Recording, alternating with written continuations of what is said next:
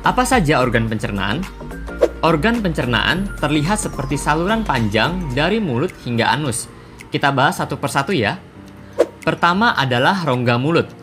Di dalam rongga mulut ada gigi, lidah, dan ludah.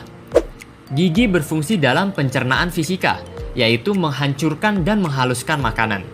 Gigi ada beberapa jenis, yaitu yang pertama, gigi seri untuk memotong makanan.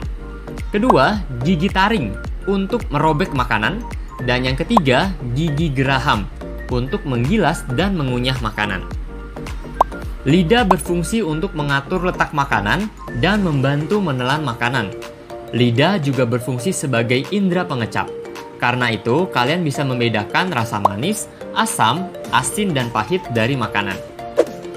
Ludah atau saliva berfungsi untuk membasahi makanan.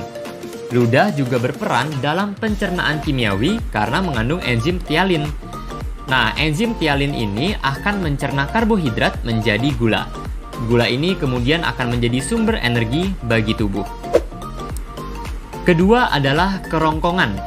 Kerongkongan atau esofagus merupakan saluran makanan yang menghubungkan mulut dengan lambung. Panjang kerongkongan sekitar 25 cm.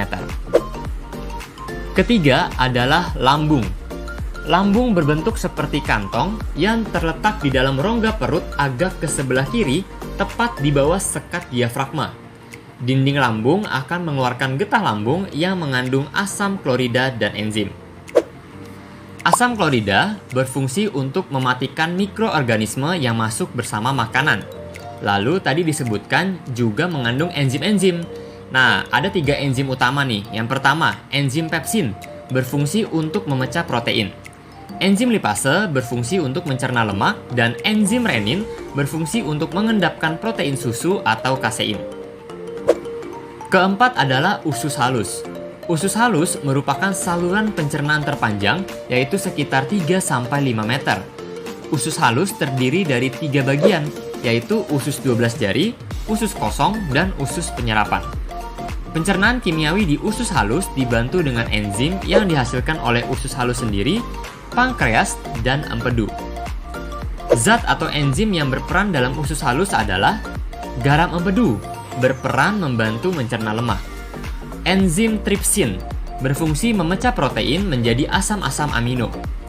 Enzim lipase berfungsi mencerna lemak menjadi asam lemak dan gliserol. Dan yang terakhir, enzim amilase berfungsi untuk mencerna zat tepung. Kelima adalah usus besar.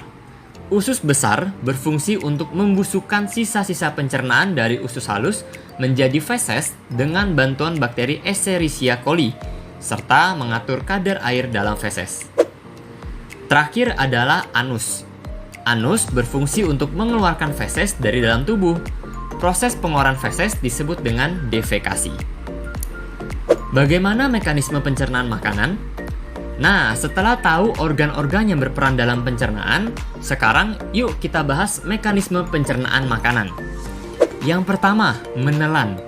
Makanan dihaluskan di dalam mulut dan ditelan ke dalam kerongkongan. Makanan hasil pencernaan di dalam mulut disebut dengan bolus.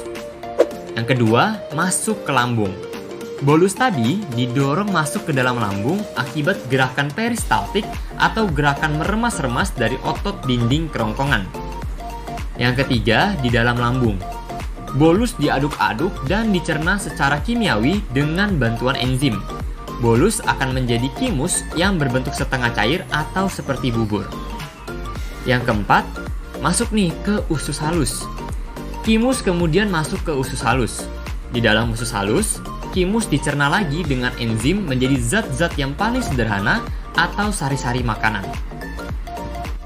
Kelima, penyerapan. Di dalam usus halus juga, tepatnya di usus penyerapan, sari-sari makanan akan diserap dan masuk ke pembuluh darah untuk diedarkan ke seluruh tubuh. Sari-sari makanan ini nantinya akan diubah menjadi energi. Keenam, pembuangan sisa. Lalu, sisa-sisa makanan yang tidak diserap akan dibusukkan di dalam usus besar menjadi feses dan dikeluarkan melalui anus.